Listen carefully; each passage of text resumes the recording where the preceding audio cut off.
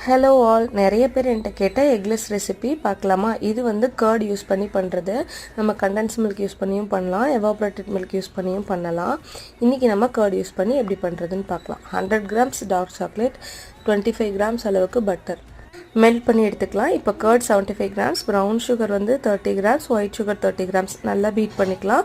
இப்படி ஒரு க்ரீமி கன்சிஸ்டன்சிக்கு கிடச்சிரும். இப்போ இது கூட வந்து வெனிலா எசன்ஸ் சேர்த்து மிக்ஸ் பண்ணிக்கலாம். மெல்ட் பண்ண சாக்லேட்டையும் பட்டரையும் இது கூட சேர்த்து நல்லா மிக்ஸ் பண்ணி விட்டுக்கலாம். பேக்கிங் பவுடர் கூட நம்ம இதில் யூஸ் பண்ணல. இந்த மாதிரி நல்ல ஷைனிங்கான ஒரு கன்சிஸ்டன்சி கிடச்சிரும். இப்போ மைதா 50 கிராம்ஸ், கொக்கோ பவுடர் 15 கிராம்ஸ் இதை சளிச்சு இதில் சேர்த்துட்டு நல்லா பேட்டரை மிக்ஸ் பண்ணி எடுத்துக்கலாம் லம்ஸ் இல்லாமல்.